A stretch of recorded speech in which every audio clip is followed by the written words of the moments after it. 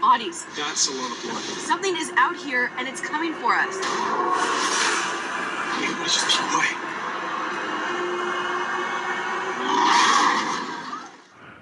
Hello everybody, welcome back to Screenstars and welcome to another of my creature features review. I haven't done one of these for a couple of months.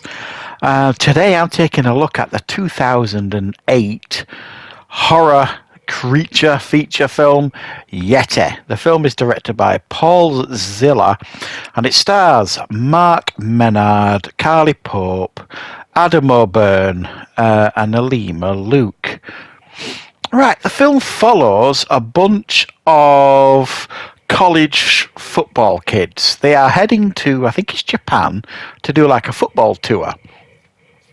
And while going over the Himalayas, the plane crashes, basically. The survivors then have to figure out, obviously, how to survive in these harsh conditions, but at the same time, they soon discover that there is a Yeti that is turning up, pinching some of the dead bodies, and starts getting a little bit more curious as to what's going on. Right, what are my thoughts on Yeti?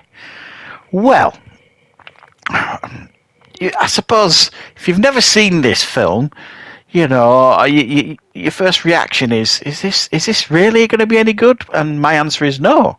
It's terrible, really. It just depends on what kind of terrible you're looking for in a movie, I suppose. There's just some movies are just simply terrible. Some movies, B movies like this, are terrible, but they've got a certain charm to them, a certain B movie charm that can be enjoyed in the right circumstances. And I do think this one falls into that category. It is ridiculous, but also quite entertaining in parts. Now, some of the things that really stand out in regards to being absolutely ridiculous in this thing is, you know, they've crash landed on the Himalayas. They don't have what you would describe as winter clothing. They don't have gloves or anything like that, and it would be so cold. I mean, they would freeze to death very easily. But not these teenagers. I mean, I know it's my teenage son, when he was going to school, no matter what the weather, he'd never wear a coat. And I think probably many of you who've got teenagers or had teenagers would probably attest to the same. Well, these are taking it to a next level on this plane crash, because they're all wandering around in hoodies, no gloves. They're all talking about how cold it is, but you'd never guess it. It just looks like a fairly brisk day rather than actually seriously dangerously cold. So there's that going off, all that kind of stuff. You know, they've got to survive on a couple of energy bars and a bit of this and a bit of that. There's nothing to survive on, really. So they do the unthinkable that has been experimented with in films like this, like Alive, which is, you know, noshing down at a bit of the human flesh. But there's some competition for that, because the Yeti wants some of that flesh and all, and it keeps turning up to the camp and dragging off these dead bodies. And what do these imbeciles do?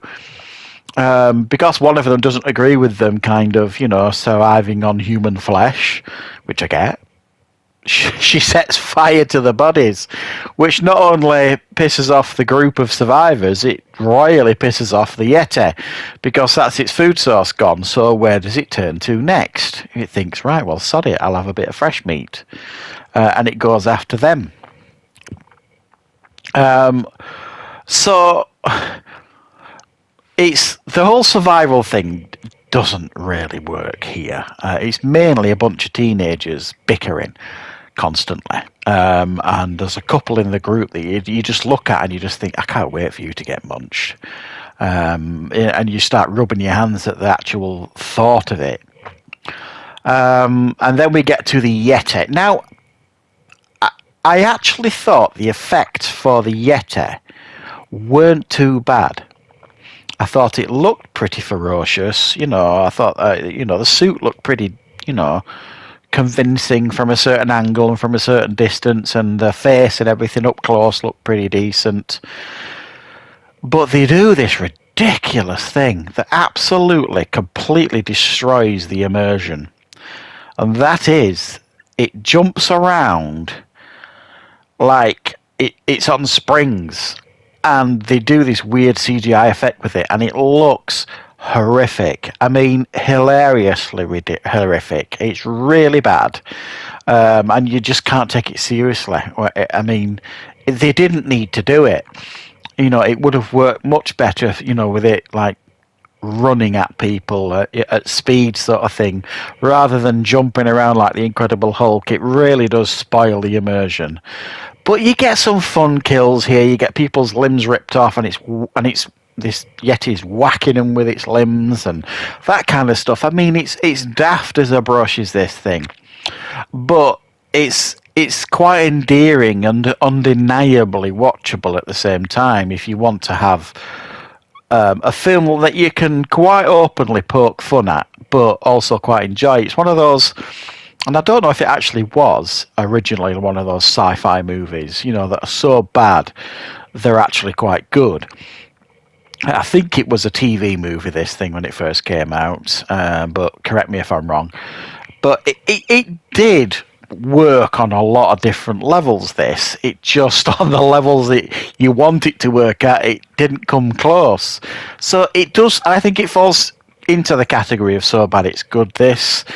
If you're looking for a really dumb like creature feature with a bit of a Bigfoot Yeti twist going on, you could do far worse than this, I'm sure. I mean, I've certainly seen worse like Bigfoot stroke Yeti films than this, and I've even reviewed some on the channel that are just appallingly bad, very few redeeming features. This does have some redeeming features, as I've said. It is quite fun, it's quite entertaining. I think the effects for the Yeti when it's not jumping about is pretty decent, and it's got some fun entertaining kills as well.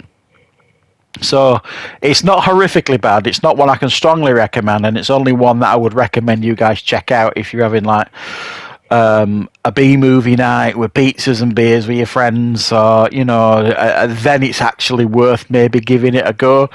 Beyond that, don't go into this film expecting a really top quality like Yeti film, stroke Bigfoot type film. It ain't happening. You're getting a very questionable Yeti film in regards to quality, but there is certainly a little bit of charm going on with it as well, and I did for the most part enjoy my time with it, but it's one of those that you can't wholeheartedly recommend because it is really pretty terrible overall. So thanks for checking out this review, guys. I've got a few more creature features coming up in the next couple of weeks. Let me know if you've got any ideas for creature features, like obscure ones like this. I would love to check out that I haven't seen before, and I will of course be back with plenty more content on the channel very, very soon.